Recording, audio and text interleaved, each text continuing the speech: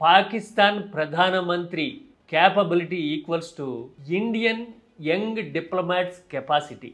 అంతే సింపుల్గా. అంటే పాకిస్తాన్ ప్రధానికి ఎంత కెపాసిటీ ఉందో ఒక ఇండియన్ యంగ్ డిప్లొమాట్కి అంతకంటే ఎక్కువ క్యాలిబర్ ఉంది అని ఐక్యరాజ్య సమితి సాక్షిగా ప్రూవ్ అయింది.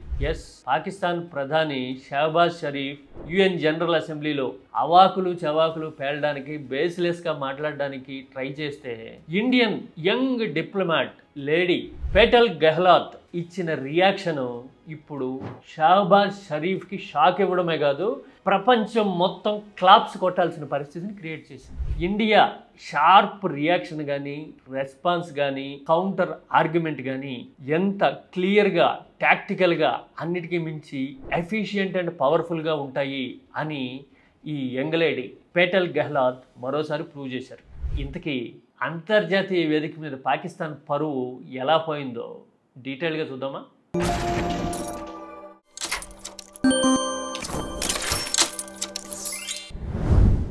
పాకిస్తాన్ యుద్ధంలో గెలిచేసిందిట ఇండియా మీద.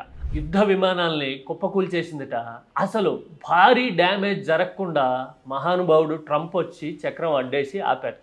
అందుకని ట్రంప్కి నోబెల్ బహుమతి ఇచ్చినా తప్పులేదు, అమెరికాని ఆకాశానికి ఎత్తినా తక్కువే అన్నట్టుగా షహబాజ్ షరీఫ్ అమెరికా బూట్లు నాకెందుకు శక్తికి మించిన ప్రయత్నం యుఎస్ జనరల్ అసెంబ్లీలో చేశారు. Situation is very clear.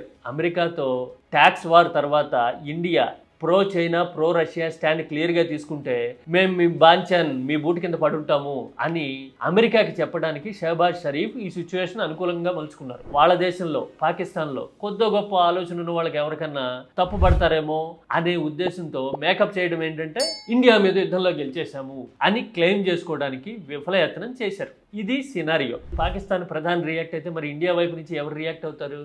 కనీసం విదేశాంగ మంత్రి కూడా కాలా.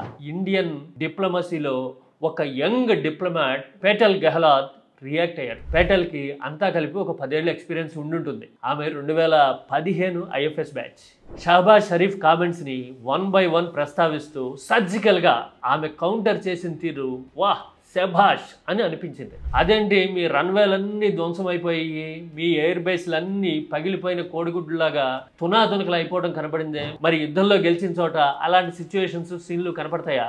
అంటే అలా చితికి తునాతునకలు అయిపోవడమే గెలుపు అనుకుంటున్నారా మీరు? ఓకే, ఎంజాయ్ అని పేటల్ గెహ్లాట్ చాలా ఈజీతో సింపుల్గా కొట్టిపడేశారు. If destroyed runways and burnt out hangars look like victory, Pakistan is welcome to enjoy it. ఆ తర్వాత దొంగ దెబ్బలు తీయడానికి, తీవ్రవాదాన్ని ప్రోత్సహించడానికి అలవాటు పడిన పాకిస్తాన్ చరిత్ర ఎట్లాంటిది అనేది ప్రపంచం మొత్తానికి తెలుసు. అమెరికా కూడా అనుభవమే.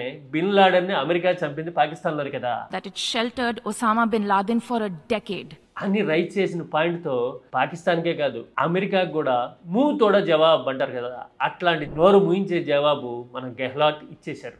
ఇంతేకాదు, సింధు జలాల ఆర్గ్యుమెంట్ విషయంలో అయినా, సరిహద్దుల్లో టెన్షన్స్ ఎస్కలేట్ అవడం గురించి అయినా కానీ రకరకాల టాపిక్స్ 1 by 1 ప్రస్తావిస్తూ మన డిప్లొమాట్ మాట్లాడిన తీరు ఇప్పుడు వరల్డ్ వైడ్గా ఇండియా స్టాండ్ని రిటీరియేట్ చేయడం, రీసౌండ్ వచ్చేలాగా వినిపించడమే కాదు ప్రపంచవ్యాప్తంగా అప్లాస్ తెస్తూ ఉంది.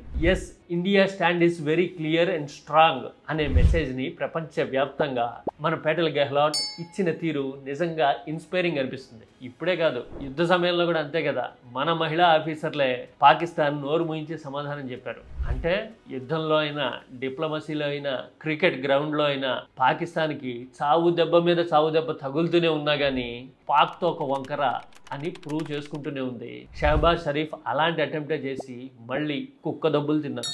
అది మ్యాటర్.